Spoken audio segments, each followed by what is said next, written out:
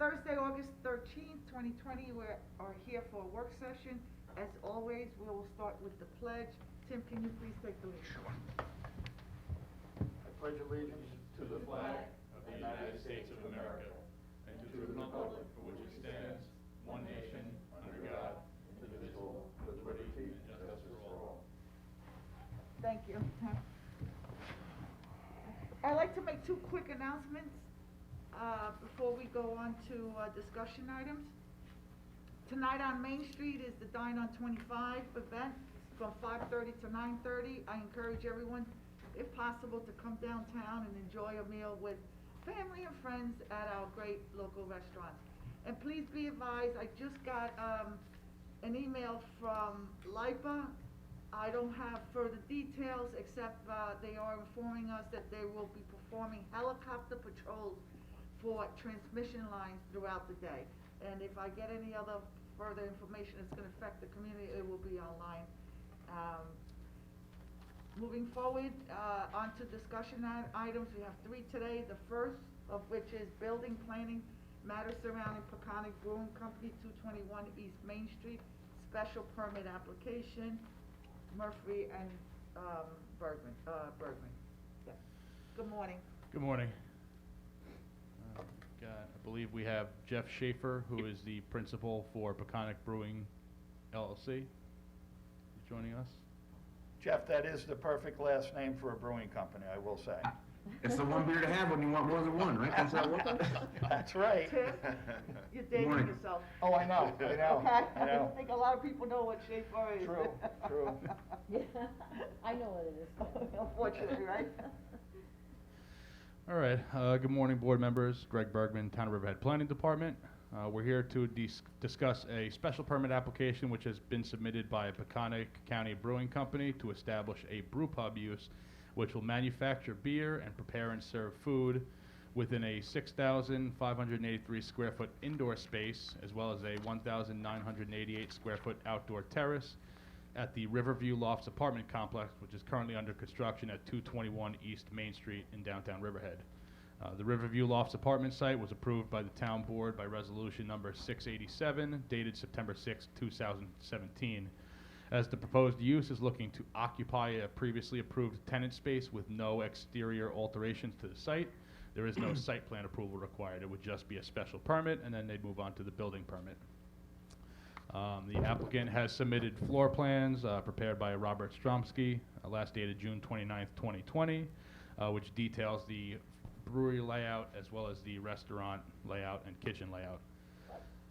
As I said, the site of the brew pub is located in the approved ground floor tenant space, which is located at the southern end of the Riverview Lofts apartment building. This space has an outdoor deck which has views of the Peconic River across Heidi Bear Way.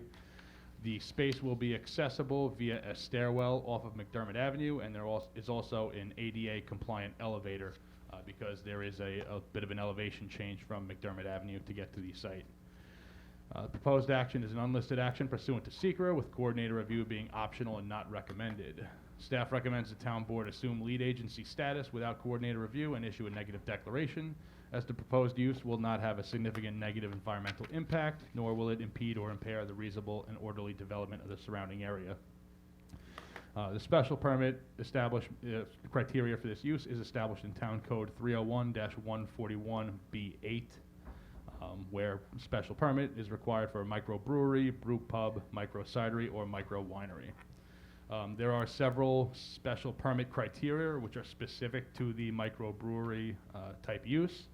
One significant one being that the proposed use shall not be within 200 feet of a school or a house of worship. Pursuant to the State Liquor Authority regulations, the distance between the uses is measured walking distance from door to door, not as the crow flies. That being said, the approved site plan demonstrates that the distance between the brew pub entrance and the Riverhead Methodist Church would be well in excess of 400 feet, so that won't be an issue for the SLA. In terms of serving prepackaged food products, the applicant is looking to establish a brew pub which will have a full kitchen. We'll have, serve a restaurant type fare menu. I'll let the applicant speak to, the contents of his menus that he's proposing. The use will permit tastings on site as well as permit growler fills, that is permitted by the town code. One thing that the applicant must demonstrate, there are requirements which limit the amount of production that the facility can manufacture. The applicant just needs to demonstrate that he will not be exceeding 10,000 barrel production annually. All of the manufacturing processes will take place inside the building. As I said, there is no exterior work. There is no storage of materials proposed outside the building. There are square footage requirements in terms of a total maximum of 70% of the floor area can be used for the manufacture and processing, and a minimum of 30% can be used for the sale and marketing. The applicant's design professional did not provide a clear breakdown.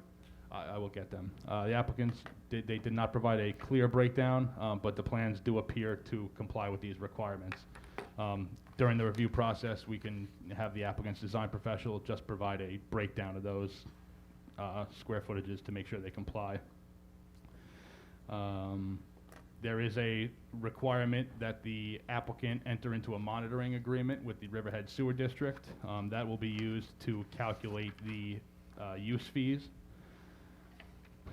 In terms of loading areas, one thing the applicant should discuss is there's currently no loading areas on the approved site plan. It would be assumed that anyone making deliveries, trucks may need to stop in the McDermott Avenue right-of-way.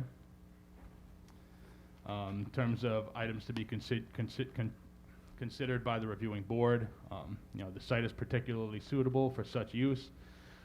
Frankly, I mean, we rarely ever say something's a home run, but I believe this is the exact kind of use that the town board was envisioning when the site plan was approved. An active ground floor use, brewery and restaurant fronting on the Peconic River. I think that's really exactly what the board was looking to see. The size of the facility is adequate. As I said, they've got the large, almost 2,000 square foot outdoor terrace. It's not proposing any site work, no new curb cuts, no new tenant spaces, no division of that stuff. One thing that I did note in the review, and it was not clearly shown on the approved site plan, but I did speak with Connie Lissandro, representative for the builder site. The garbage disposal will be handled in the ground floor parking garage area, so there will not be any dumpsters visible from the street, and they will be carting that away. They will have a private carter to take that refuse away from the garbage area. I mean, that's really it. I mean, this is really straightforward. Because it is a special permit, it does require a public hearing. I would recommend that the town board, assume lead agency, issue a negative declaration, and schedule the public hearing. I'd have to double check with the town clerk's office, but I believe we would be able to schedule a public hearing for September 1st in order to move the application along. Greg, did you have hard copies for us? All right, just one question, you gotta check on the public hearing, because we have quite a few set up in the very near future. All right. So if it can't go on September 1st, it'll be on the following. All right, I will check with the town clerk. And I just have a question, are we gonna be seeing delivery trucks on Main Street? No, we'll not. So I'm on the south side of the building, and there's been, Georgia Greens, the builder, has agreed to cut out a back door in the facility that will lead to the parking garage.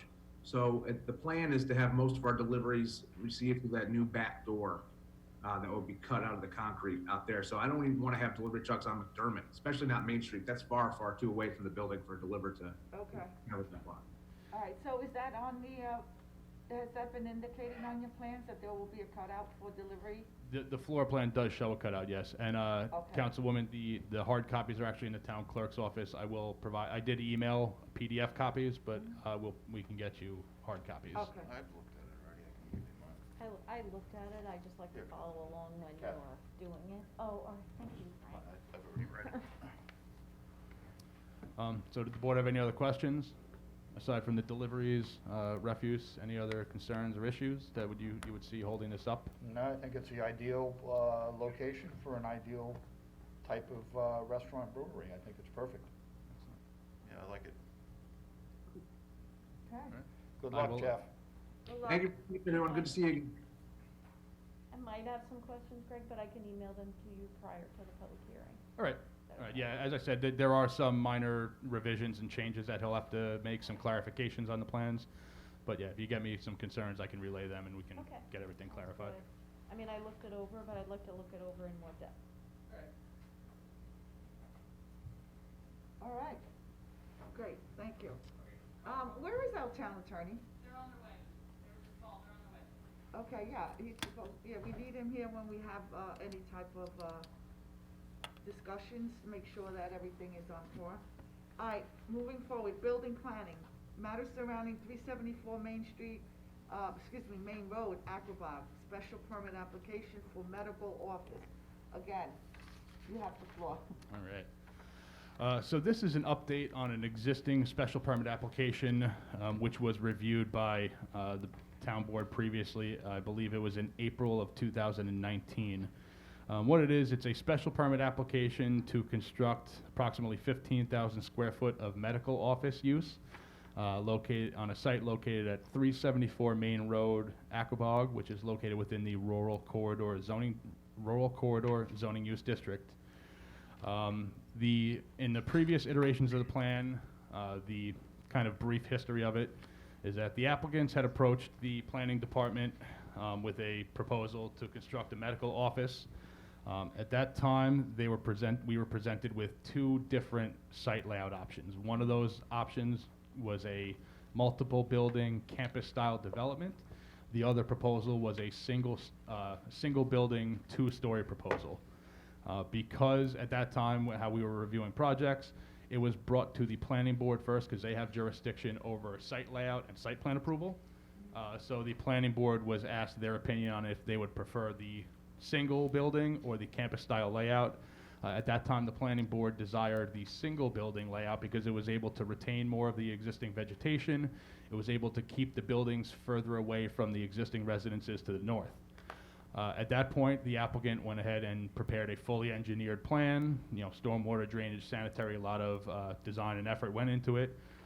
When it got to the town board for the special permit discussion, the town board did not like the two-story building. They found it to be out of character with the surrounding area. So they, basically put it back to the applicant to come up with, alternative designs. So what we're, at this stage in the review, where we're at is the applicant has provided a sort of conceptual, again, a single building, but it's a single story. It would be 15,000 square feet. He did provide a kind of conceptual digital rendering, so you could see the massing of the proposed building. And at this point, we are looking for direction if the board would support this the single building, single story, or if they would, prefer some other design. This is far better than the original. The original was so obtrusive, it was horrible. It just didn't belong in the rural area. This blends in much like the buildings that are there already to the west of this project on the other side of Union Avenue. So I think this is a good use for this property, the way they've designed it here. I like this a lot. I think it's in tune with the landscape Mm-hmm. and, much better rendition.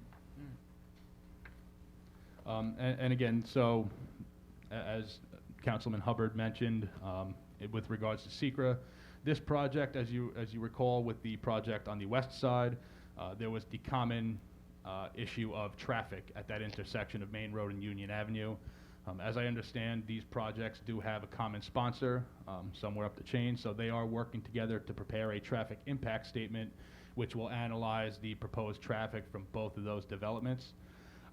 Once we receive that traffic impact statement, we will coordinate review with the New York State DOT, share the findings of that report with them, and determine, ultimately it is the state's jurisdiction, Devin? if the proposed development would degrade Will traffic follow. flow at that intersection. But once we get that and we can review it and analyze it, we will coordinate review with the DOT. Traffic was really the only main concern at that intersection. It seemed to comply with Article 6 of the Health Department regulations and all other relevant sections of town code. Again, there are some site issues. Now that the applicant has received direction from the board with this single-story, 15,000 square foot layout, Now they can get into some of the nitty-gritty design elements, such as the existing vegetative buffers, which was a similar issue to the west. We'd recommend that once they submit a site plan, they identify the limits of disturbance, flag those out in the field either with rope or flags, just so that we can accurately assess what the visual buffers would be from Main Road to see if there's a need for any additional landscaping. And that's it. It's really. I like the rendering that's in front of us here. It looks sharp, and you got it perfect. The traffic is really my only concern. So I'd like to see the study that happens. Well, certainly, I'll say again, which we said last year, that I wouldn't want to see two-story, so I'm happy to see a one-story building. Now, I don't see anything, this did not go to ARB? No, this is all conceptual at this point before, Okay. because what happened was the applicant, spent probably a good deal of money and a lot of time preparing a fully engineered site plan with elevations. So before they made the investment in a full set of engineered drawings, they wanted to get support to see if this proposal, could gain acceptance from the board. Now that they've done that, now that at this point they would engineer a site plan, come up with building elevations, provide floor plans, so we're not at the ARB stage yet.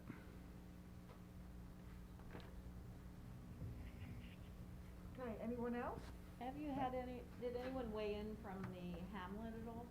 Just wondering. No, we have not had any public hearings on this matter yet. It has not gotten to the public input I know, stage. jumping I haven't heard, Okay. I haven't gotten any calls on it yet. Okay, Because it is a special permit, it will require a public hearing right. for both town board as well as for the site plan approval. So the public will have adequate time to address their concerns and voice their concerns to both boards.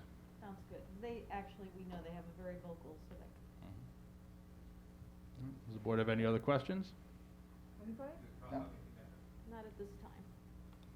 Anything for Mr. Collins?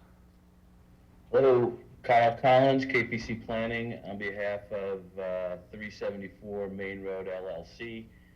Excellent presentation. I thought I was going to cover everything that was covered, and particularly as it relates to the architecture, the applicant went back and instructed their architect to try to break up the building so as to modularize it to fit into the existing character, particularly the office buildings further or across the street on the northwest corner of Union and Main Road. Those two buildings, the one building that fronts right on the corner is about 6,800 square feet, and the one behind that directly fronts on Union is also approximately 6,800. And what the architect tried to do, if you look at the portion of the building, it's kind of an L shape. The modulation of that portion that's going to front on Main Road is approximately 6,300. So as it addresses the street, you will see that as a 6,300 square foot kind of module of the building. And then the one that faces Union is approximately 6,200 square feet, with the remainder of the building kind of hidden behind that. So it will not address as a 15,000 square foot building. So that was the design concept utilized to present the building that's before the board today. And again, as was previously mentioned, we just really wanted to solicit the board's comment at this time before going back and fully engineering the site plan. Kyle, I like the wood on the top. What's the material on the outside?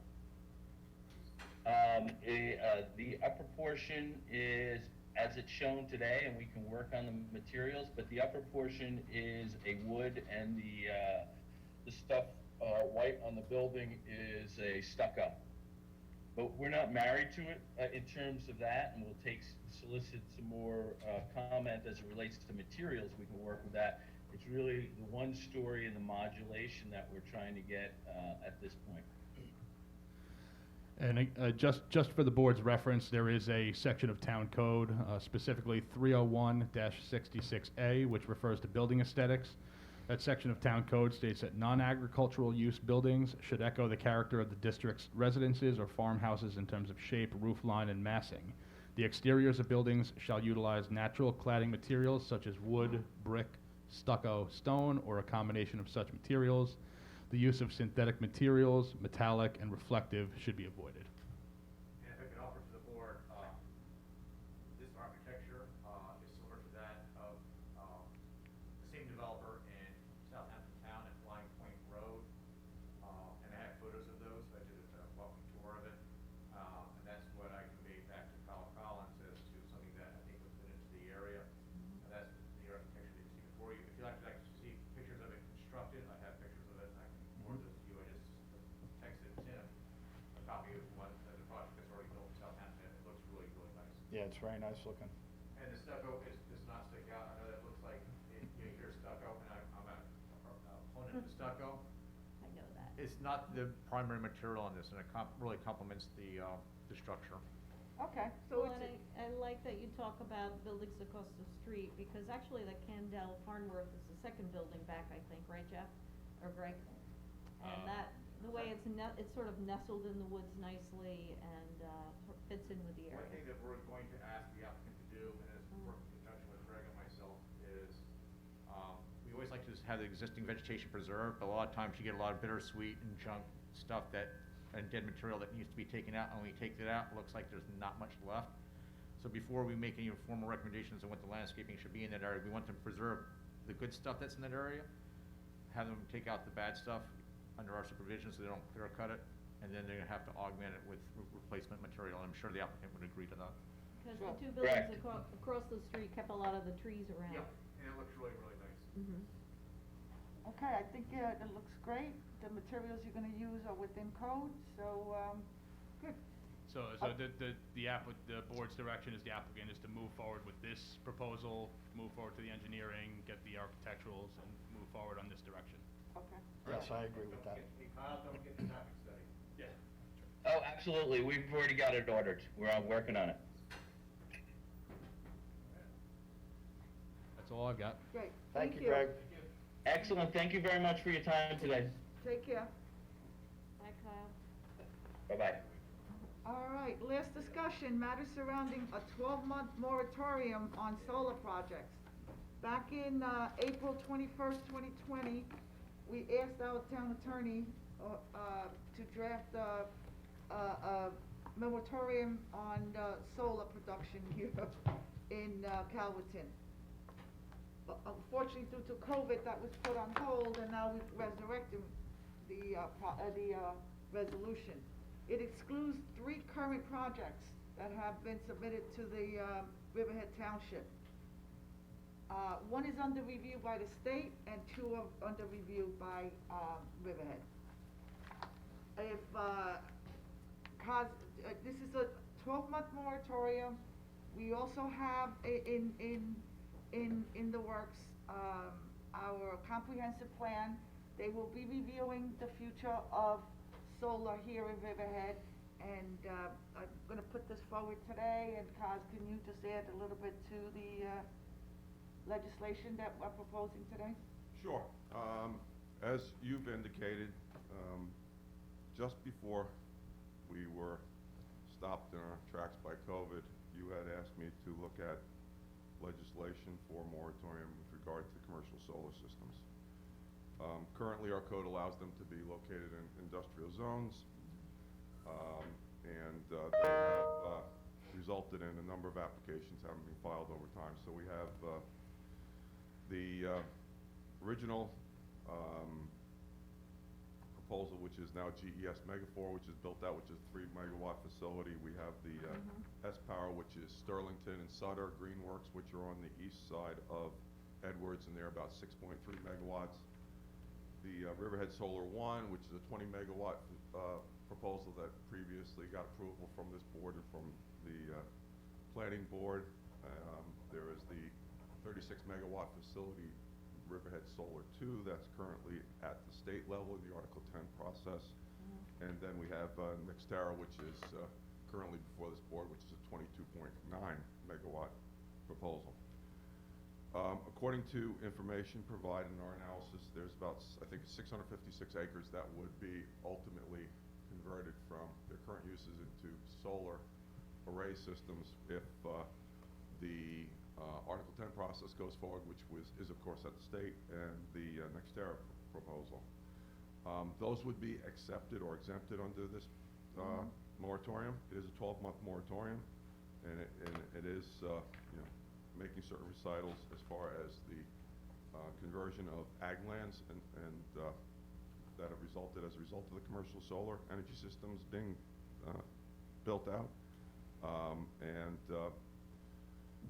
We also exempt any commercial solar energy system that might be proposed on the urban renewal properties.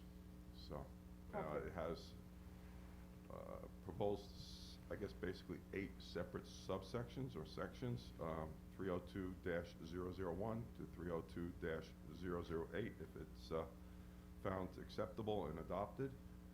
I think you already touched on the highlights, and I'm not sure if there's any other further comments from the board. Great, thank you. I have some comments. Sure.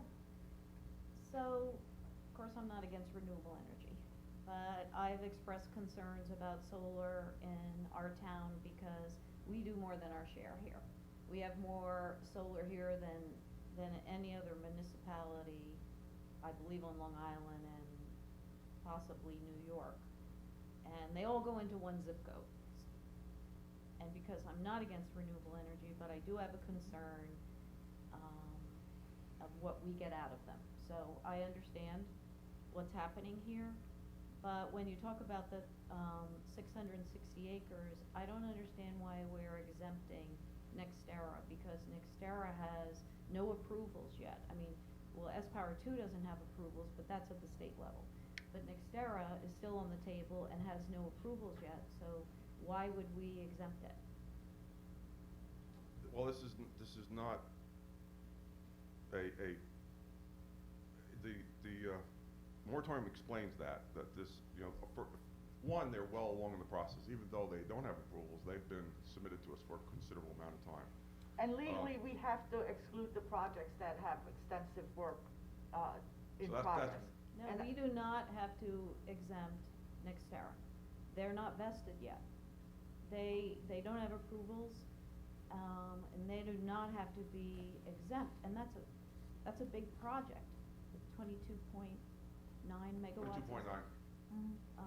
I don't Again, understand. it's been in the process I mean, for a if we're long gonna period of do a time. moratorium, that's a big project, and I know Tim had talked about that if it came to special, when we came to the special permit and such, that you were not going to vote in favor of it. But if this goes to the 94C, which is a good possibility, that may be, we may not have an opportunity to do that, correct? You know, Can you- Catherine, can you- Not sure if I- hold on a second, Catherine, with all due respect, we are here at a work session to work through a resolution.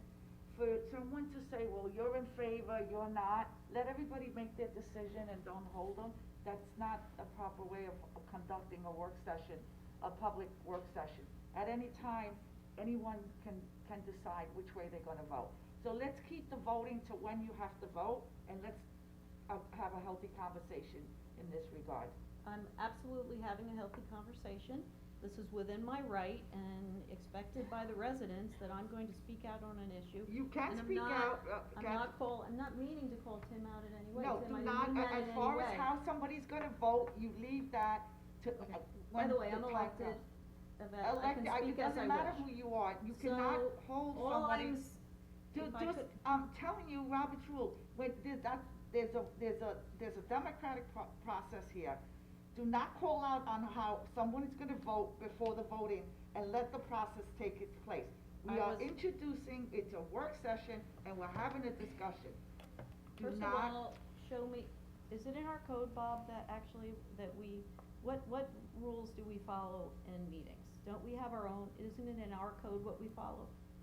We have a procedure that was done in 2013 Right. and then updated in 2017, I believe, for the manner in which town board meetings are on. I think you've all been given copies of Right. those rules. I can Okay, that's resend not them on the around. agenda, so let's again, we have to ask to You bring. need to okay. stop, We will address need to that, we stop will trying to address block that me in a from professional speaking. manner. let me finish. Okay. Tim, I didn't mean at all to call you out on your vote. All I was trying to segue to was that I wanted Bob to address that this 94C is coming down, which may take it out of our power. That's all I was trying to let you know about. You I'm gonna didn't say anything that I haven't said myself, so there's no issue with me on this. Okay, thank you. I just always try to be respectful. Understood. So I'm just gonna go to Well, Bob. if 94C does come into place, then the question becomes moot anyway, because 94C will trump. Right, that's my concern, so But then we won't have, we may but then we no- won't have a say anyway. Right, we may, So if your we, discussion is sort of moot. If that happens, then it won't, this moratorium will not stop that. So I'm not sure how that interplays with the question of whether Nextera is taken in or out. Nextera's been in the process for a long period of time. Nextera has been trying to get a hearing for a long period of time. So there is a concern about whether there's been undue delay. So that is a concern that I had, and that is a reason why I thought that it would be better to not exclude them, given the fact that they have been trying to get a public hearing since August of last year. That said, you know, the board's more than willing, I mean, you have the final say in this. You are the legislative body. You are the ones who adopt this legislation, however you see fit as a board. And however three of you determine is the right way to go is the way it's gonna go. But that was my concern with Nextera. yeah, I get your point and I understand it, but that is a big project, and if we don't exempt them, we may not have if it continues, we may not have an opportunity to stop the project, so No, that's true, but again, you know, we've been talking about Nextera for over a year. They have been asking to get a public hearing, and we haven't given it to them, so I am concerned about that. I have a comment and a question. Does this resolution refer to battery solar storage? No, No, because No. there are some applicants that are looking within our jurisdiction for places for those. no, this is only the commercial. Just for solar. commercial production. That's all it's limited to. Okay. I think- Also, I'm sorry. I thought you were done, I'm sorry. No, my other comment is, and I'm not opposed to the resolution, it might be a good idea right now, but we have to be careful because now there are applications in the industrial C akin to the one next to Tractor Supply, which is really a big build-out. So now we're forcing, you know, the landowner's hands as to what they can do with their property. So I'm just saying that for the record. Yeah, and I'm glad you bring up the battery storage, because my understanding is if the battery storage is connected with a solar project, it can move along, correct? If it's tied to a solar project. Well, that's what I've been told. Okay. You This wanna address that, legislation, Jeff? this legislation only speaks to the commercial solar systems as it's defined in their code. So that, again, it's narrowly scoped, and it's just dealing with that. If there's a desire to change that and, you know, indicate that all renewable energy type of applications, whether it be battery or Yeah. otherwise, be stopped, then I was just that would No, require. Curious to, if it That was would in- require some modification and changes to the And I only legislation. answered because Frank was talking about it. Okay. Right now, we've had a number of people inquire about the battery storage. No. Those are not currently permitted in our code. Right. And I've been putting those applicants off, saying that will be reviewed as part of our comprehensive plan update. So Okay. right now, it's not allowed in our code, so it's going to be subject to moratorium regardless. But I would wanna check, I think that if they're with a solar project, they are allowed. No. All right, I just wanna double check on that. So my only concern with I all would of this. make one additional point to what Jeff said, because if the battery component was not before the town as part of site plan, it can't be built anywhere, because it's not part of that site plan application and approval process. So that's also an additional thing that you should be mindful of. Well, this is the first, you know, I'm just seeing this, so I wanna look it over and think about it, but I do wanna, the board, I want all of us to think about what we wanna do with Nextera, because that is a big project, that a lot of us, I think several of us had concerns about, and personally, I don't know, I don't think I would wanna exempt that project. We don't have to. I tend to agree with you, Catherine, but I think to exempt them, I see litigation down the road, and I'm not looking to necessarily tie us up into that. I think this project, as much as I'm not for it, has kind of earned its right in its way that it got here, as much as I don't like it. I don't want to get involved in litigation. And a 12-month moratorium, I'd rather see 12 years personally, but, you know. That would be until- a problem. I know, I'm being sarcastic. When solar companies can start showing me that our residents are directly benefiting from their using of our land, my ways may change of my thoughts about solar. That's my biggest concern, and my second concern is with the decommissioning and where these products go 20, 30 years from now, and what are we doing to the future of our planet? That's a big concern for me also. So that's where I stand on this. I understand the 12-month moratorium. I completely agree with it. You know, but as far as excluding Nextera, I see that problematic in terms of legal troubles. Well, I agree with you, as I briefly touched upon. And I'm gonna, you know, I also feel that we're not being compensated as a town for all the solar that we're putting here. You know, there's always complaints from the residents that we're putting all the solar, but the energy's actually going to the South Fork during their busy months. You know, if we're gonna put all this solar in Riverhead, I think we, as the town, should be compensated for it.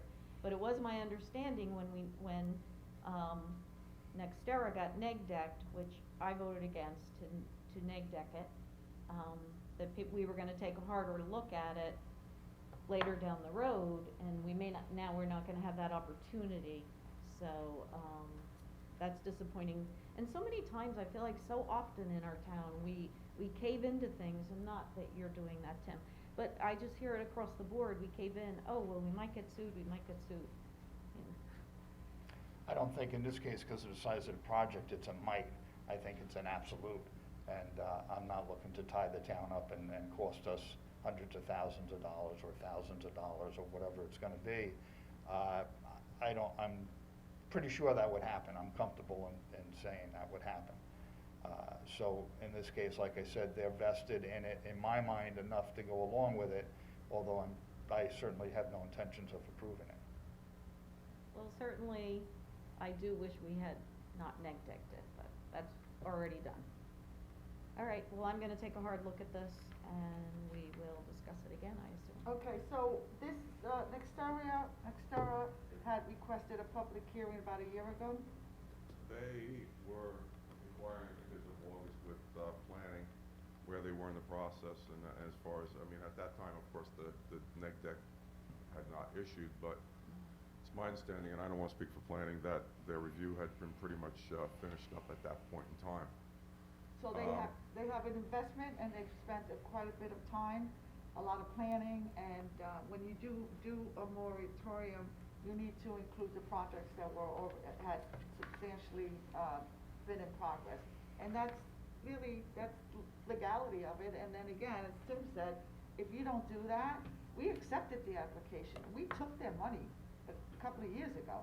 We told them where they had to go, what process to take, and then we're gonna. On this issue, if I hate to cut you short, I would prefer, since we are touching upon legal questions and potential lawsuits and those type of things, rather than have them aired here, I'll send a memorandum around to you guys with some cases, so you can kind of get a glimpse of what's happened with other municipalities, where they've enacted moratoriums, where there's been a question of delay, what the outcome of those cases have been, just so you have sort of a reference tool, which you can use engaging what you do here. Great, How about thank that? you, that's So perfect.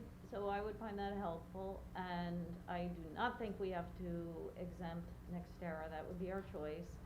And I just find it frustrating that, I mean, we could have to approve everything, saying, oh, well, they might sue us if we don't, so that's an issue for me. Well, I'm not gonna go there, because that's not what I said, and that's certainly not what the memo will reflect. No, I'm not saying that's what you said, I just hear it a lot as a board member. Okay. Thank you. Anything else? Okay, great, Bob, thank you. can you just briefly explain the 94C? I have not fully looked at that legislation, so the answer is I can't right now, no. I just know that it's another citing mechanism that's been adopted by the state in addition to the Article 10. I have not gotten through the entire legislation yet, so that I can't give you a full analysis of it. I'm sorry. I'm just gonna give a really brief thing. I did read an article on it this morning. I think they found that the Article 10 was very cumbersome, and they felt that it was not moving along. I know the governor is wanting to Well, move along that's with what this the renewable energy. statement is, as the Right. reason why they've done it. I have not analyzed it section by section to tell you exactly what it says. That is true. It's another citing tool, and it's because there's been some concerns or some thoughts that the Article 10 process has been too cumbersome. That's correct. It's a tool to streamline the process. It's- Again, I haven't more looked through it. I streamlined haven't than looked the through Article every 10. section yet, and I don't want to give you advice on it without having a chance to totally look at it and give you something I feel comfortable as far as advice. Great. Okay, anyone All right. else? Okay? All right, thank you, Bob. This wraps up our discussion items. We will now move on to resolutions. Devin, can you please read off the resolutions?